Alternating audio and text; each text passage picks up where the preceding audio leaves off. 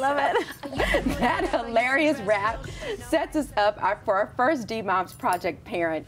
And we're welcoming D-Moms editor, Jocelyn Taylor, to the broadcast. Good morning, Jocelyn. Good morning. Thanks for having me. So tell us about this project. I love it. We need another magazine that's focused on moms. I think we can never have too many magazines. Never. That's my theory. No. But I think this one is different. It is different. And we created at D because we felt like there literally was nothing like this, both locally and even nationally. Like, there's a lot of great magazines about potty training and pureeing baby food, but there was really nothing for the mom to live their best life, to nurture themselves, so that they in turn could be a better parent. And it's a little counterintuitive, this idea of like you're a better parent if you're doing more for yourself. Oh no, girl, that's what like Treasure You for me was birthed off of. Right. Because I focused so much on my family that I was losing me. Right. And since I've been working, I just love this. To me, I'm already happier. I'm already happier. It forces you to, and Susie made this point, I think it's just should be the rule of parenting is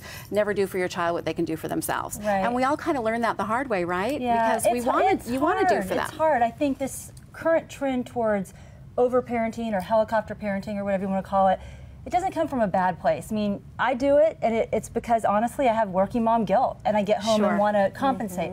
It's also... I love that you're honest about that. It's hard. I feel like we all it's self-inflicted, but it's hard. And I also think when your life is harried and you're busy and you're racing around, sometimes it's easier to pour the milk for the 5-year-old, even though they're totally capable of it, than it is to clean up the mess when they spill the milk. Exactly. Right. They should clean up the mess. They should clean up the mess, absolutely. That's right, Susie. But then they never really clean it up the right way, and it's sticky, and it's so I totally get that. But I think understanding why those things exist and really, you know, it's like anything, acknowledging it, sticking together, talking about it, figuring out how to, I mean, when we were creating the magazine, that was the underlying, I had heard something on NPR a couple years prior. It was Terry Gross was interviewing the actor Jason Schwartzman, and he's an actor and a photographer and a musician, and his mother is Talia Shire, the Adrian from Rocky. From Rocky. So pretty, yes. And you know, she's a creative person, and Terry Gross said, "What did your mom do to foster your creativity?"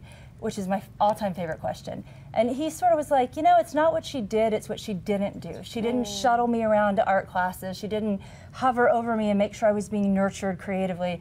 I would get home from school, she would have on great music in one room, a foreign film in one room, beautiful art books laying down. I watched her nurturing her creativity and sort of learned it through osmosis. And it was like this aha moment for me. I thought, is beautiful. If we can create something that helps women do that, I think we'll raise children who then become their best selves because they're watching us do the same. By example, lead by example, yeah. And where did this, you know, come from? Like, when I grew up, my mom worked. You know, I mean, we just had to do it. Well, we overschedule kids nowadays, I think, but, you know. Is it, okay, so maybe it's guilt. Maybe it's also that there's a lot of women in our generation who are really well educated, who were in the workforce, who had great jobs, who opted out, and are now channeling all that energy into parenting. Yeah. I mean, my mom was like, go outside and be a kid. That's right. I'm here talking with my ladies and having a glass of wine. And I mean, she's an amazing mother. Right. But she was not about this. And she laughs at us all the time. She watches me and my girlfriends and our kids, and she sits back at the table and is like, you have got to be kidding me. Well, you know what? And I think it's harder now because a lot of moms are choosing to stay home. It's harder to be at home and not do those things. Absolutely. Than when you were working and you just couldn't do it. Right. And so how, you know, if you're a stay-at-home mom, how do you just say, you know what? You left your backpack this morning. Sorry. I'm sorry. Deal with the consequences. Yes. Well, then we also hear all the stories about it's so hard to get into college. It's so hard to get a job. And we think, oh my gosh, we've got to foster this perfect environment so they can thrive, thrive, thrive. And at the end of it all, they don't know how to make their own bed. Well, you know what? That's what I love about First Lady Michelle Obama. She makes her kids at the White House make their own beds. Absolutely. Yeah.